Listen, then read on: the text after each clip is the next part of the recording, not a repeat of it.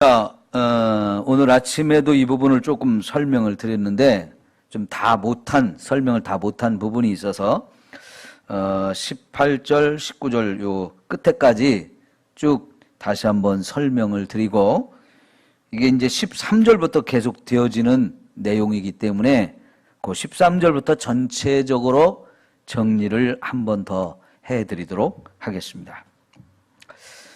여기 19절이 굉장히 번역하기 어려운, 아주 해석하기 어려운 부분이라고 말씀을 드렸는데, 여러분은 그냥 읽으면서 해석을 잘 못하고 넘어가도 상관없어요. 이제 베드로 후서에 보면 어려운 성경을 억지로 풀다가 잘못된 길로 빠질 수도 있다. 그런 건 조심하라 그랬어요. 그러니까 여러분이 성경을 해석할 능력이 많이 부족한데 그게 무슨 뜻일까 억지로 막 이렇게 해석해서도 안 되고요. 그 대신 이제 목회자들이 이런 부분을 잘 연구를 해서 여러분에게 이제 가르쳐 드려야 되는데 쉽지는 않아요. 목회자들도 이제 다른 사람들이 해석을 어떻게 했는가 이것저것 참고를 좀 많이 해야 되는데, 이런 부분은 실제적으로 이 부분이 워낙 해석하기가 어렵다 보니까 이 부분에 해석한 내용이 몇백 가지도 나와요. 몇백 가지도. 그런 가운데서 가장 건전한 것을 우리가 선택을 해야 되는데, 제가 여러분에게 좀 설명 먼저 드리는 것은 잘못된 성경 해석은 받아들이지 말자 하는 거예요. 잘못되게 해석한 부분은 받아들이지 않도록 조심해야 된다 그러는데, 가장 대표적으로 잘못 해석하는 것이 뭐라고 그랬어요? 여기 그가 또한 영으로 가서 옥에 있는 영들에게 복음이라는 걸 집어넣어서 선포한 것처럼, 복음이라는 말을 집어넣어서 해석하는 것이 가장 잘못된 해석이라고 그랬어요. 만약 그렇게 되어진다면 예수님이 십자가의 못이 박혀서 죽어있는 상태에서 예수님의 영은 그 3일 동안 부활하기 전까지 어디에 갔느냐? 분명히 지옥에 가셨는데 왜 갔느냐라고 물었을 때 복음을 선포하러 가셨다 그러면 안 된다는 얘기예요.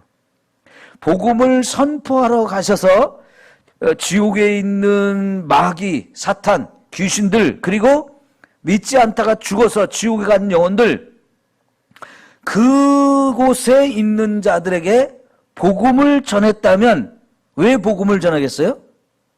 그들도 구원받을 기회를 주는 것이나 마찬가지거든요.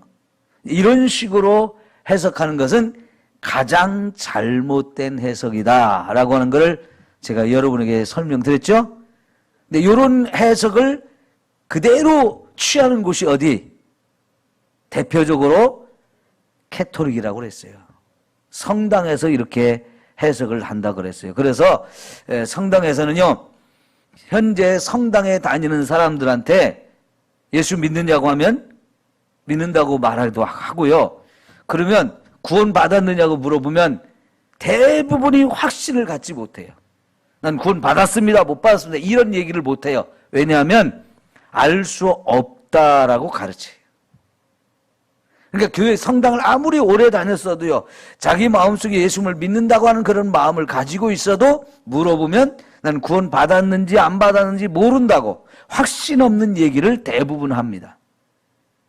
그 대신 뭘 가르치느냐? 그건 상관없다는 거예요. 구원 받았는지 안 받았는지 확신하지 않아도 상관없다는 거예요. 왜? 그 다음에 보장이 되어 있는 것처럼 가르치기 때문에. 그런데 그 보장되어 있는 것을 바로 이 부분에서 만들어냈는데요. 캐톨릭에서는 천국과 지옥의 중간 단계를 하나 더 또 만들었어요. 거기를 연옥이라고 하거든요. 연옥이라고 하는데, 그럼 그 연옥은 어떤 사람이 가느냐? 천국 가기에는 조금 부족하고 지옥 가기에는 좀 아깝고 그런 사람들이 가는 곳도 있어야 된다. 그래서 그곳을 연옥이라고 말하고요. 지금 여기 예수님께서 옥에 가셨다라고 했을 때 그곳을 연옥이라고 표현을 해요. 그래서 연옥에 가서 거기 있는 사람들한테 복음을 전해가지고 그 사람들도 다시 한번 구원받을 수 있는 기회를 주어가지고 천국으로 갈 수 있게 만들어준다. 이런 식으로 표현을 하거든요. 그런데 거기서 한 걸음 더 나가서 천국에 가기에는 좀 모자란다고 그랬죠. 부족한다고 그랬죠. 그런 사람이 가는 곳이 연옥이라고 그랬죠. 그럼 천국에 가기에 부족한 부분을 이 땅에 있는 자손들이나 다른 가족이나 일가 친척 다른 사람들이 좀 채워주면 연옥에 있는 사람들이 천국으로 갈 수 있다라고 가르치는 거예요. 그럼 여러분 이 세상에서 있는 동안에 천국 가는지 구원 가는지 지옥 가는지 몰라도 상관없다는 얘기가 되잖아요. 그죠? 왜? 죽은 다음에도 그냥 살아있는 사람들이 대신 공을 들여가지고, 그죠? 공을 들여가지고 이제 그 덕으로 천국 가도록 해주면 되는 것이라고 이렇게 가르치기 때문에 여러분 그게 심각하게 성경에서 잘못 벗어난 얘기가 되잖아요. 그러니까 그러면 연옥가 있는 사람 그 부족한 부분을 채워주는 방법이 뭐가 있겠어요? 그 중에 대표적으로 할 수 있는 게 헌금을 대신 드려주는 거예요. 그래서 옛날에 성당을 짓기 위해서 면죄부라고 하는 것을 팔았는데 제일 돈을 많이 뜯어낼 수 있는 방법이 뭐냐? 너희 아버지 어머니가 천국 갔는지 지옥 갔는지 너 모르지? 그분을 지금 천국 보내려면 제일 좋은 방법이 뭐냐? 이 헌금 바구니에다가 금화를 쫙 쏟아놓으면 그 금화가 탁 떨어지는 그 소리를 듣고 딱 하나님이 그 사람을 천국으로 올려준다. 이렇게 하니까요. 여러분 세상에 남들 다 보고 있는데 나는 안 할래요. 그럴 사람이 있어요 없어요? 아무리 불효자식이라도 말이죠. 남들 다 보고 있는데 나는 안 할래요. 그럴 사람 없어요. 나는 하겠습니다. 그것도요 남들이 보고 있기 때문에 더 많이 해야 되는 거예요. 여러분 예수님이 헌금을 넣는 사람들 그 헌금 궤 옆에 이렇게 서서 사람들이 헌금하는 걸 보고 나서 누가 제일 많이 했다고 그랬어요? 부자가 헌금하는 것도 봤고 가난한 과부가 작은 동전 랩돈 2개를 갖다 넣는 것도 보셨는데 부자가 많이 넣은 걸 많이 넣었다고 헌금을 많이 했다고 그랬어요? 가난한 과부가 넣은 걸 많이 넣었다고 그랬어요? 예수님은요 가난한 과부가 드린 그 작은 동전 2개가 훨씬 하나님 앞에 크게 많이 드린 거라고 그랬어요. 그러니까 부자가 막 헌금을 많이 쫙 소리가 나도록 넣었다고 해서 그 소리에 의해서 연옥 있는 사람이 천국으로 간다는 말은 성경적으로 보면 맞을까요? 틀릴까요? 맞는 얘기가 아니죠. 그렇게 하면서 어마어마하게 전 세계를 다니면서 유럽 세계를 다니면서 헌금을 끌어모아가지고 로마에 베드로 성당을 어마어마하게 지었는데 그곳이 지금 로마의 교황청이에요. 로마 교황이 지금 살고 있는 곳 그것이 바로 그 베드로 성당이에요. 수많은 전 세계 사람들이 지금도 거기 가서 이렇게 멋지게 성당을 지었느냐고 눈이 땡그라지고 깜짝 놀라는데 그런 성당을 지으려면 돈이 얼마나 많이 필요했겠어요. 그러니까 그 돈을 뜯어내기 위해서 그런 식으로 교리를 만들어내고 그래서 헌금을 뜯어다가 그 성당을 지었던 거예요. 그러니까 그렇게 만들어진 교리 이건 전적으로 잘못되어지는데 그 바탕이 여기서 나온다는 얘기죠. 여러분 성경에는 연옥이란 말이 하나도 없어요. 오늘 아침에 우리가 베드로후서 2장 4절이나 유다서 1장 6절을 찾아보았을 때 여기서 말하는 옥이 어디라고 그랬어요? 지옥이라고 했고 거기에 누가 있다고 그랬어요? 마귀 혹은 사탄이 거기에 있고 또 그 딸을 졸개들인 귀신들이 거기 있다고 그랬고요. 또 여러분 그 밑에 우리 베드로전서 3장 20절을 한번 볼까요? 그들은 전에 노아의 날 방주를 준비할 동안 하나님이 오래 참고 기다리실 때에 어떤 사람들이다? 복종하지 않던 자들이라는 거지요. 그래서 방주에서 물로 말미암아 구원 얻은 자가 몇 명뿐이니 겨우 몇 명? 8명. 8명 외에는 이 세상에는 모든 사람이 다 죽었죠. 그 사람들 죽어서 지금 어디가 있다는 거예요? 지옥에 가 있다는 얘기예요. 그 지옥에 가 있는 그 사람들에게 예수님이 가셨어요. 십자가에 못 박힌 상태에서 이제 예수님이 거기를 가셨어요. 가가지고 너희들 내가 구원해 줄게 하면서 복음을 전한 게 아니란 얘기예요. 그럼 여기 가서 예수님 뭘 선포하셨을까요? 복음을 선포한 게 아니고 내가 바로 메시아다. 나는 죽음을 이기고 살아난다. 이걸 선포해서 예수님이 승리하셨다는 사실, 예수님이 메시아라는 사실을 거기 가서도 선포했다는 거예요. 그러면 여러분 22절 보면 그는 어디로 올라가셨어요? 하늘에 올라가셨어요. 그러면요 이 얘기가 뭐냐면 예수님은 하늘에도 올라가시는 분이고 지옥에도 가시는 분이다. 왜 그러시느냐? 예수님이 온 우주 전체에 유일하신 메시아이시고 그것을 위해서 정말 이 땅에 오셔서 우리의 죄를 다 짊어지고 죽어주셨고 그 죽음을 당했지만 여러분 예수님이 그 죽음을 이기고 부활하신 승리자라는 거예요. 이 승리자의 소식을 온 우주에 다 선포하시는 거예요. 이러기 위해서 예수님은 죽은 그 상태에서 육신은 죽었지만 거기서 나온 영혼은 지옥까지 가셔서 거기 있는 자들에게도 예수님의 승리, 예수님의 그 메시아 되심을 선포하셨다는 얘기예요. 자, 그러면 여러분 야고보서 2장을 한번 찾아봅시다. 야고보서 2장 베드로전서 바로 앞에 야고보서 2장 19절이에요.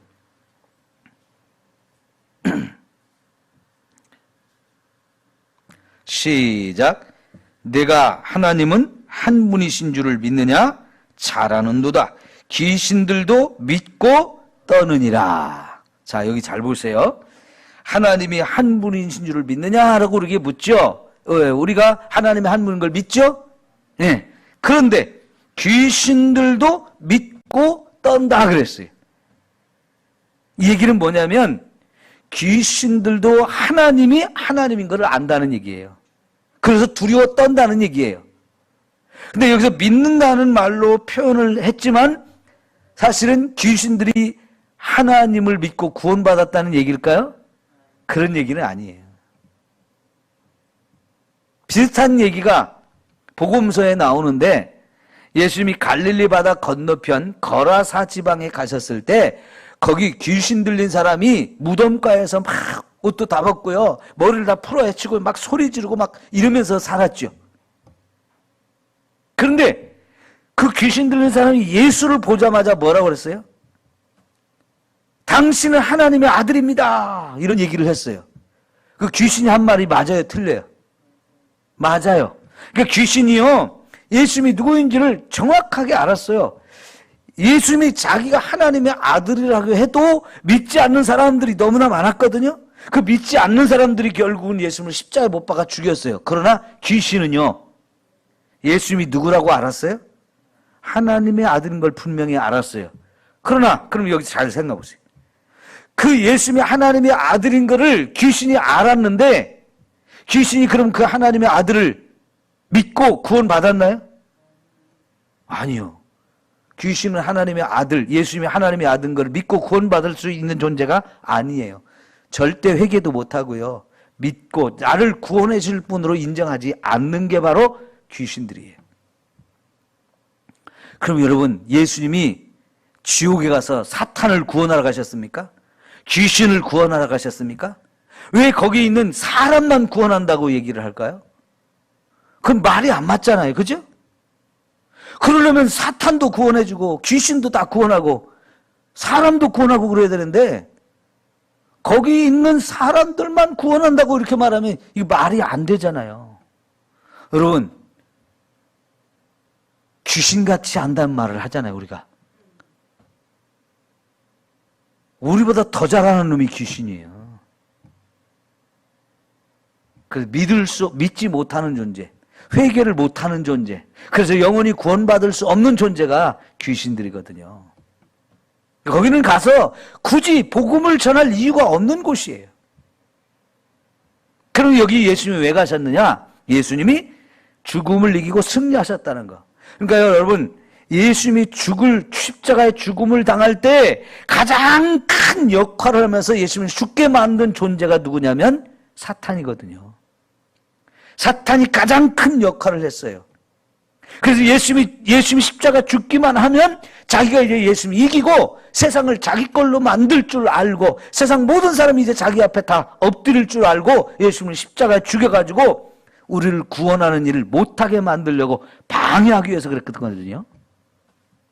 그런 사탄에게 네가 나를 죽였어도 나는 죽음을 이기고 내가 승리자다라고 하는 것을 선포하기 위해서 예수님이 거기 가신 거예요.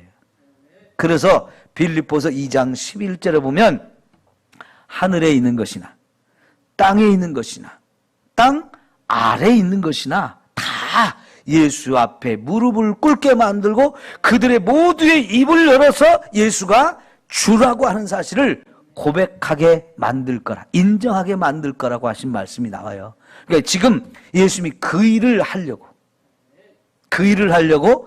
지옥에 가신 거예요. 그러니까 땅 아래라고 표현된 부분이 바로 지옥이라고 이해를 하시면 되고요. 그러니까 예수님께서 이제 십자가에 죽었다가 부활하시면서 죽음에서 완전히 승리하고 사탄을 완전히 무릎 꿇기고 그리고 이제 모든 우주 만물 가운데 모든 존재가 다 예수님 앞에 무릎 꿇게 만들고 예수를 주라고 시인할 수밖에 없는 이런 상황이 되게 하시기 위해서 이렇게 가신 거예요. 이해가 되셨죠? 네.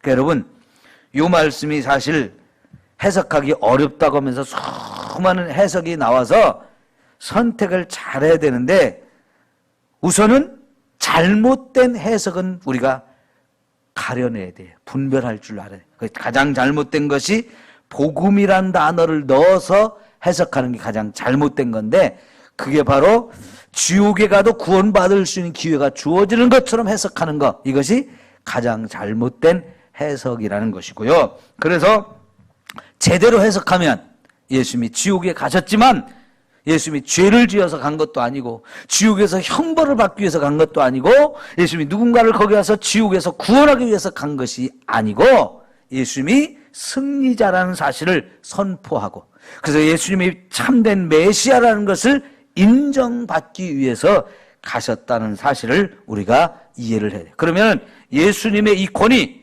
예수님의 권세, 예수님의 영광은 우주 만물에 다 드러나게 되어지는 거예요. 세상 모든 존재가 예수님을 그렇게 인정하면서 예수님이 영광 받으시는 그런 상황이 되어진다 하는 거지요. 자, 그러면 왜 이 본문에서 이런 이야기를 했을까? 여기 3장 13절부터 3장 22절까지의 이 말씀에서 왜 이런 힘들고 해석하기 어려운 그런 말씀을 여기 넣어놨냐? 무슨 말을 하려고 이 말씀이 여기 들어갔느냐? 예수님은 고난 받으셨지만 그 고난을 통해서 예수님이 하신 일들이 얼마나 위대하고 또 그 고난을 통해서 예수님이 받은 영광이 얼마나 엄청난 것인가를 저와 여러분에게 먼저 소개해 주려고 했던 거예요. 그러니까 예수님은 분명히 십자가에 죽을 때 어마어마한 고통을 받으셨어요. 이 세상 그 어떤 사람이 세상에서 고난받는 것과 비교할 수 없을 정도로 예수님이 최고의 엄청난 고난을 받고 돌아가셨는데 인간적으로 보면 제일 불쌍하죠. 인간적으로 보면 제일 안 됐죠. 너무너무 마음이 아픈 거죠. 그러나 예수님은 그 고난을 통해서 너무 위대한 일을 하셨는데 첫째는 저와 여러분의 모든 죄를 다 용서하셔서 저와 여러분을 구원하신 것. 이건 예수님의 십자가의 죽음을 통해서 이뤄내는 엄청난 역사인 거죠. 근데 예수님은 그렇게 하실 때 우리만을 위해서 그렇게 한 게 아니고 예수님 자신도 그 고난을 통해서 영광을 받으셨어요. 그 영광이 지옥에 있는 자들까지도 영광을 돌리게 되어지는 거죠. 하늘에 있는 자는 말할 것도 없이, 그죠? 하늘에 있는 자는 말할 것도 없이 온 우주 가운데 예수님이 가장 존귀한 분으로, 가장 아름다운 분으로, 가장 위대하신 분으로 모든 피조물이 다 예수님께 영광을 돌리게 하는 거예요. 그러니까 지옥에 가서도 그런 영광을 받으시고 하늘에 올라가서도 그런 영광을 영원히 받으실 수 있는 거예요. 자, 여러분 4장 11절을 한번 볼까요? 4장 11절 베드로전서 4장 11절 만일 누가 말하려면 하나님의 말씀을 하는 것 같이 하고 누가 봉사하려면 하나님이 공급하시는 힘으로 하는 것 같이 하라. 이는 범사에 예수 그리스도로 말미암아 하나님이 영광을 받으시게 하려 함이니 그에게 영광과 권능이 어떻게? 세세에 무궁하도록 있느니라. 아멘 그랬어요. 자, 제가 요 말씀을 읽었다는 그 끝부분 때문에 그런 거예요. 끝부분 때문에. 그에게 영광과 권능이 세세에 무궁하도록 있느니라 이렇게 표현을 했는데 여기 그에게라는 말이 그가 누구냐? 예수님이냐? 하나님이냐? 그렇게 해석할 때 좀 논란이 있는데 뭐 예수님이면 어떻고 하나님이면 어떻겠어요? 이게 하나님을 뜻할 수도 있고 예수님을 뜻할 수도 있는데 상관없어요. 예수님이 이렇게 영광을 받든 하나님이 영광을 받든 마찬가지니까. 자, 어쨌든 여기서 제가 강조하려고 하는 건 뭐냐면 예수님이든 하나님이든 영광과 권능을 어떻게 한다고요? 세세에 무궁하도록 영원 무궁히, 그죠? 영원 무궁히 영광과 찬양과 권능을 받으시기에 합당하신 분. 근데 그런 영광과 권능을 예수님 받기 전에 정말 말할 수 없는 어마어마한 고난을 받으신 다음에 이런 영광을 받으셨다는 얘기예요. 그런 모습을 저와 여러분에게 보여주셨고 그 예수님을 믿어서 우리가 구원을 받은 사람이라면 우리도 이 땅에서 신앙생활을 하는 동안에 여러분 고난받는 거 두려워하지 말자는 거예요. 고난이 무서워서 아이고 못 받겠다고 나 힘들다고 그러면서 나 안 믿을래요. 예수님 안 믿을래요. 이러면서 예수 믿는 걸 포기하거나 숨거나 뭐 거기서 두려워가지고 막 그러지 말라는 거예요. 자, 이제 3장 13, 14절을 다시 봅시다. 3장 13절부터 22절까지가 같은 한 단락이라고 했는데요. 자, 13, 14절 시작. 또 너희가 열심으로 선을 행하면 누가 너희를 해하리요. 그러나 의를 위하여 고난을 받으면 어떻다고요? 복이 있는 자니 그들이 두려워하는 걸 두려워하지 말며 근심하지 말고 너희 마음에 그리스도를 주로 삼아 거룩하게 하고 너희 속에 있는 소망에 관한 이유를 묻는 자들에게는 대답할 것을 항상 준비하되 온유와 두려움으로 하고 선한 양심을 가지라. 이는 그리스도 안에 있는 너희의 선행을 욕하는 자들로 그 비방하는 일에 부끄러움을 당하게 하려 함이라. 여러분, 예수님이 고난의 길을 가실 수 있었던 이유는 큰 목표가 있었기 때문이에요. 무슨 목표요? 예수님이 그렇게 고난받지 않으면, 십자가의 죽음을 당하지 않으면 절대로 저와 여러분 한 사람도 구원할 수 없기 때문에 그런 거예요. 예수님이 우리를 구원할 능력이 없어서가 아니라 하나님의 율법을 다 충족시켜야만 저와 여러분을 구원할 수 있는데요. 그 충족을 시키는 방법은 저와 여러분의 죄를 다 씻어내야만 했는데 그 씻어내는 방법이 하나님이 정한 방법이 희생의 제물, 속죄의 제물을 드려야만 우리의 죄가 용서받을 수 있잖아요. 그래서 예수님이 우리의 죄를 대신 짊어지고 속죄의 제물이 되어서 십자가에 죽어서 저와 여러분을 구원하셨어요. 그러니까 예수님이 그런 엄청난 고난을 받은 이유는 한마디로 저와 여러분을 구원해야 되는 가장 큰 목적이 있었기 때문이에요. 그걸 통해서 우리를 구원하고 싶어하는 하나님의 뜻을 이루기 위해서 그렇게 하셨단 말이죠. 자, 그렇다면요, 오늘 저와 여러분도 위대한 목표가 있으면 얼마든지 고난을 견딜 수 있다는 얘기죠. 여러분, 결혼한 여인들이 왜 자식을 낳아요? 해산의 고통이 여자들이 겪는 고통 중에 가장 큰 고통이에요. 그럼에도 불구하고 그 해산의 고통을 막 견디면서 이긴다고요. 왜? 그걸 견디고 나면 뭐가 나오니까? 한 생명이 태어나니까요. 그 한 생명이라고 하는 이 생명이 태어난 것을 생각하면 여자들은요, 그 엄청난 고난을 견딘다고요. 심지어는 그렇게 자식을 낳다 죽는 일이 있어도 여자들은 그걸 견뎌요. 자기가 죽는 것과는 비교할 수 없을 정도로 한 생명이 태어난 것은 엄청난 축복이고 은혜이고 기쁨이기 때문에 그런 거죠. 근데 그런 고난을 겪고 났는데도 불구하고 다음에 보면 또 나. 그리고 또 나. 근데 처음에 고난당할 때는요, 나 이제 죽어도 애기 안 나. 그러는데 보면 또 나요. 왜요? 그 한 생명을 낳는 것이 너무나 감사한 일이고 너무나 위대한 일이다 보니까. 그러죠?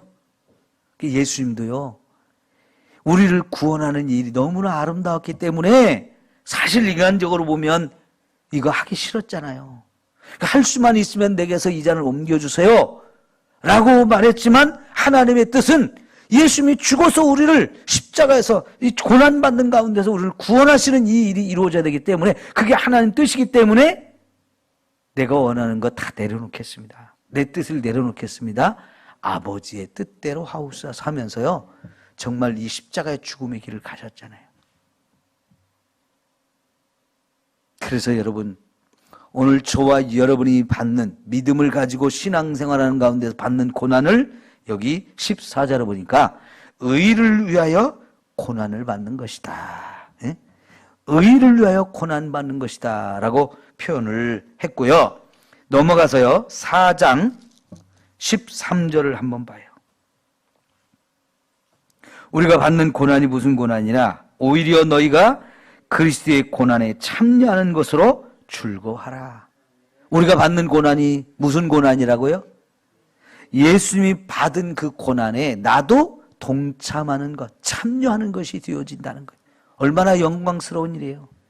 그러니까 기뻐하고 즐거워한다는 거예요. 고난 받는데도 기뻐하고 즐거워한다는 거예요. 그러면서 이는 그의 영광을 나타내실 때 너희로 즐거워하고 기뻐하게 하려 함이라 그랬는데, 예수님이 영광 받을 때에 사실은 예수님과 함께 고난을 받은 자들을 예수님이 영광 받을 때 같이 영광스럽게 만들어진다는 거예요. 그러니까 우리는요, 예수님과 함께 고난도 받고 예수님과 함께 영광도 받는 사람이 되어지는 거예요.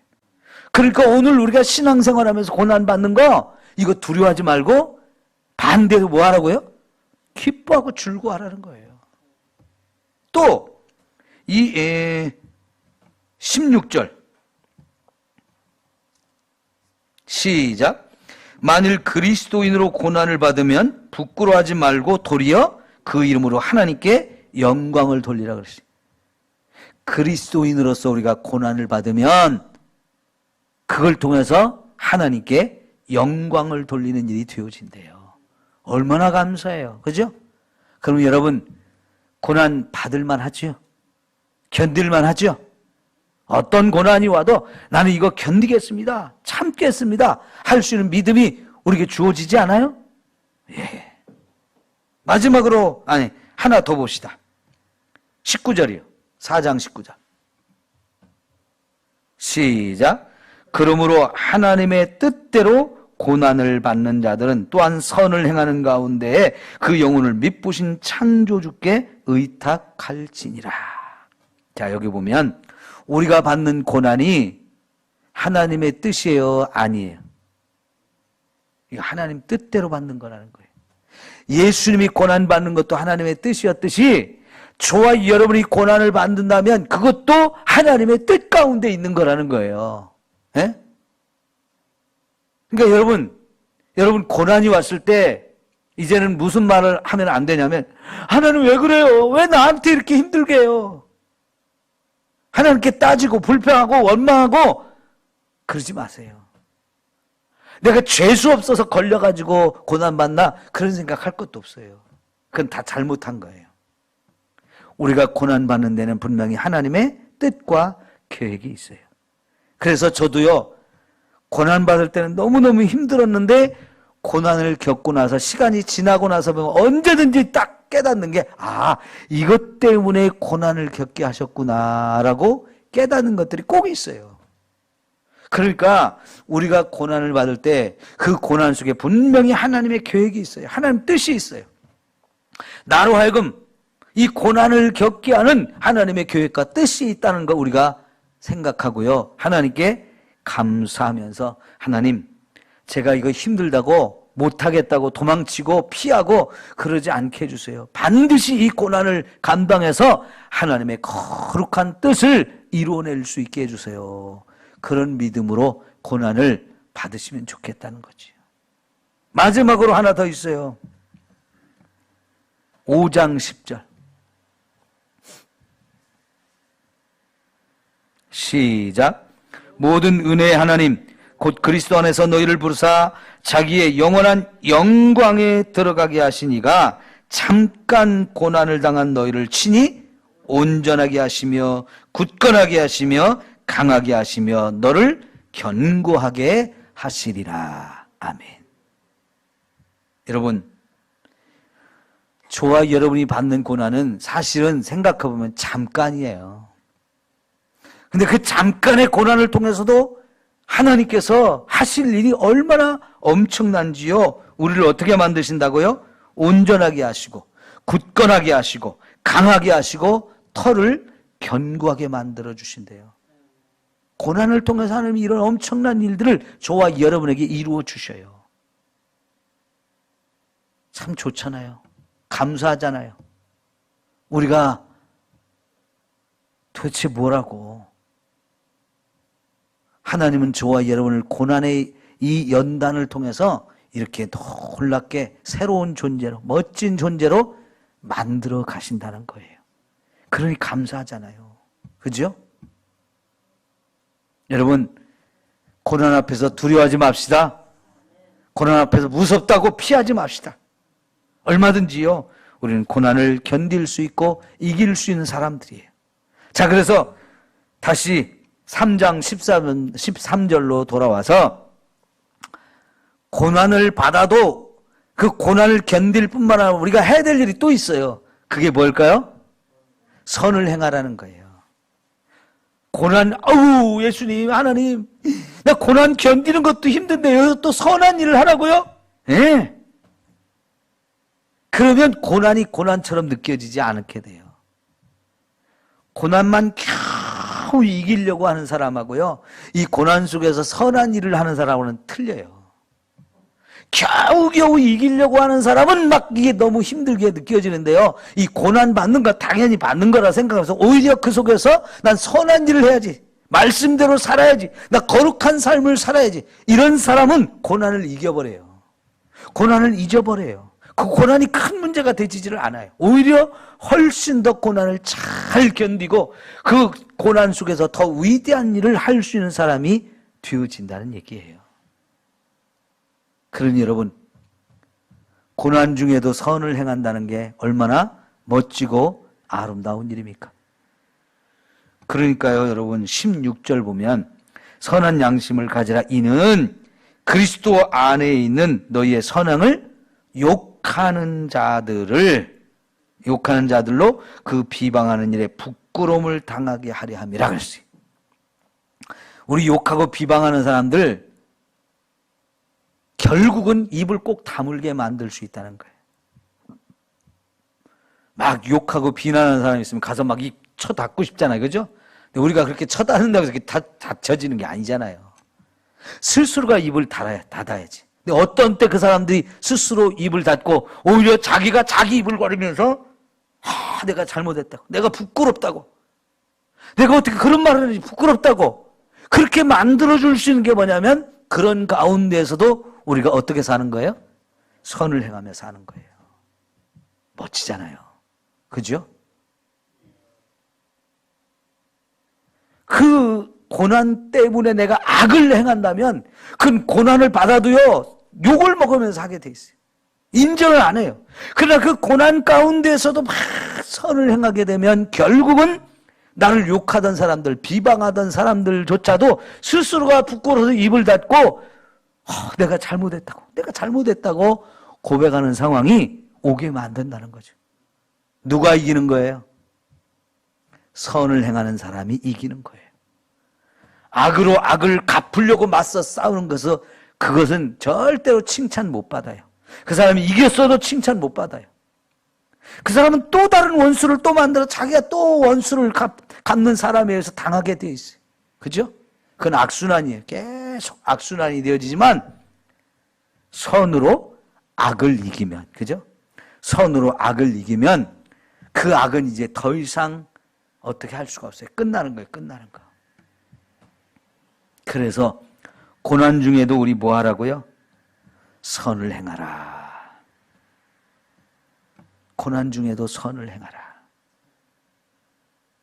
여러분, 예수 믿는 사람이기 때문에 이런 일을 할 수 있는 거예요. 우리가 예수 믿는 사람이기 때문에 하나님은 우리에게 이런 말씀을 하는 거지 악인들한테 이런 말씀을 하실 수가 없어요. 그거 해봐야 속이에 격릴기예요.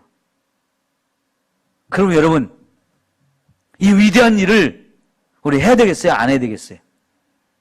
할 수 있는 사람들인 거예요. 저와 여러분이. 예? 이런 위대한 일을 할 수 있는 사람. 그 사람이 진짜 예수 믿는 사람이고요.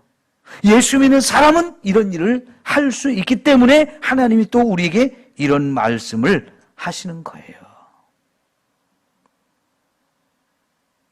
고난도 참고 견뎌야 되고, 한 가지 더, 그 고난 속에서 우리는 선한 일을 해야 되는 사람들이다. 그죠? 고난 중에도 선한 일을 하는 사람이 돼야 된다. 그게 진짜 위대한 일이고요. 그 위대한 일을 할 수 있는 사람이 바로 저와 여러분들 예수 믿는 사람들이에요. 우리가 믿는 예수님이 그런 일을 십자가를 통해서 하셨기 때문에. 예수님이 십자가에서 죽으면서 자기를 죽이는 사람들을 위해서 기도했죠. 무슨 기도를 했어요? 아버지, 저들은 자기들이 하는 일이 무슨 일인지를 모르고 합니다. 저들의 죄가 정말 큰 죄지만 저들의 죄를 용서하옵소서라고 기도했어요. 근데 그 기도를 누가 또 따라서 했어요? 스데반도 했죠. 돌을 들어 자기를 때려 죽이는 그 사람들, 정말 온몸이 터지고 찢어지고 깨어지고 피가 철철 흐르고 고통이 너무 심각해서 거기서 죽어가는데도 자기를 죽이는 그 사람들을 위해서 예수님처럼 똑같이 기도했어요. 하나님, 저들의 죄를 용서해 주세요. 누가 그런 일을 할 수 있느냐? 예수 믿는 사람들이 그렇게 할 수 있다는 얘기예요. 여러분, 베드로하고 바울이 AD 68년경에 같은 해에 둘 다 죽었어요. 바울은 목이 잘려서 죽었고요. 베드로는 거꾸로 십자가에 못 박아 죽였어요. 똑바로 매달아 십자가 매달아놓는 것도 정말 고통스러운 건데요. 거꾸로 매달으면 더 고통스럽대요. 그런데 베드로는 나는 거꾸로 매달아라 하면서 거꾸로 매달려 죽었다는 거예요. 그런데 여러분, 바울이나 베드로가 자기들 죽는 거 피해서 도망갔나요? 아니요. 가장 박해가 심했던 그 로마, 거기에 머물면서 교회와 성도들을 돌보면서 자기들도 막 그 엄청난 박해를 견뎠어요. 그러다가 거기서 이제 십자가에 못 박혀 죽고 목이 잘려 죽는 이런 죽음을 당하는데 순교자들이 되는데요. 그들이 자기를 죽이는 자들을 향해서 무슨 욕을 하거나 비난을 하거나 살려고 막 몸부림치거나 그런 것이 없었어요. 폴리갑이라고 하는 이제 요 사도들 다음에 속사도라고 하는 사람이 있거든요. 폴리갑이라는 사람. 그 사람은 불에 태워 죽었어요. 불에 태워서. 마지막 불에 태워 죽기 전까지 예수를 부인하라고, 예수를 안 믿겠다고 말하면 살려주겠다고 그러는 가운데도 폴리갑은 뭐라고 하는지 아세요? 80이 넘은 이 할아버지 목사님이 내 평생 예수는 나를 모른다고 부인하지 않았다. 내가 어떻게 예수를 모른다고 부인하겠느냐? 예수를 안 믿는다고 말할 수 있겠느냐? 괜찮다. 죽여라. 그러면서 죽었어요. 이런 일을 할 수 있는 사람들이 누굴까요? 예수 믿는 사람들이 그렇게 할 수 있어요. 우리 재작년인가요? 목포 앞바다에 증도 갔을 때 거기 문준경 전도사님에 대한 얘기를 우리가 같이 들었는데요. 공산군들이 6.25 때 바닷가에 예수 믿는 사람들을 쫙 잡아다가 놓고 몽둥이로 때리고 죽창으로 막 찌르고 그러면서 사람들을 죽이면서 그런 일을 벌일 때요. 문윤경 전도사님도 거기에 잡혀왔잖아요. 그런데 사람들을 막 때리고 죽이려고 할 때 문윤경 전도사님이 차라리 이 사람들 대신에 나를 죽이십시오. 저 어린아이들은 좀 보내주십시오. 저들 대신에 내가 죽어도 좋습니다. 그래서 거기서요, 몇몇 아이들은 풀려나서 살아났고요.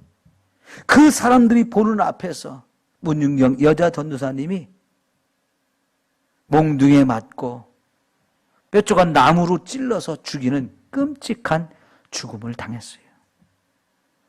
여러분, 그들이 총을 가지고 있어서 총을 쏴 죽일 수도 있었어요.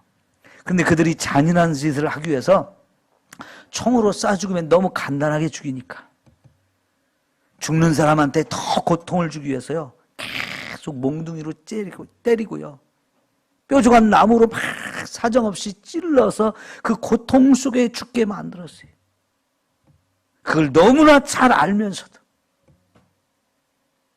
어린아이들을 살리기 위해서, 한 사람이라도 더 살리기 위해서 그 사람들 대신에 내가 죽어도 좋으니까 나를 죽이고 저들을 살려주라고 하면서 몇몇 사람을 살려주는 대신 자기가 죽음을 당했어요.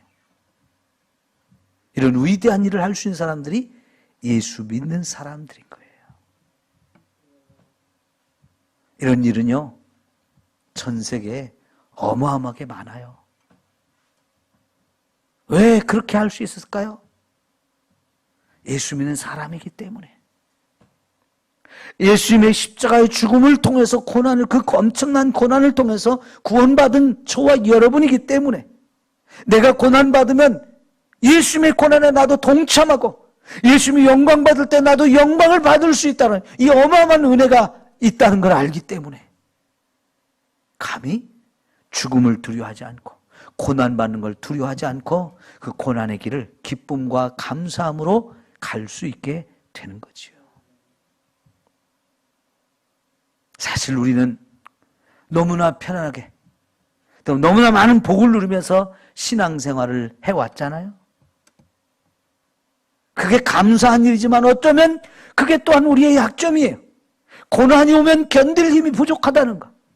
고난도 견뎌본 사람이 좀 더 잘하는데 너무나 편안하게 너무나 복을 누리면서 살아왔기 때문에 우리에게 고난이 오면 견디지 못할 것 같은 그런 염려가 사실 우리에게 있어요.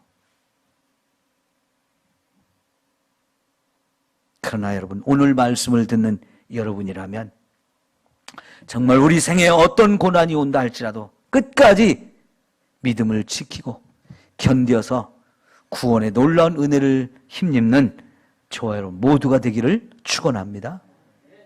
엄청난 은혜예요. 엄청난 축복이에요.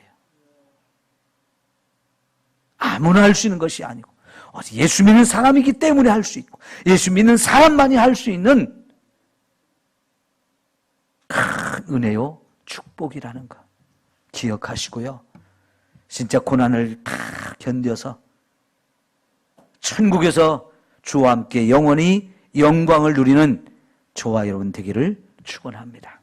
기도합시다.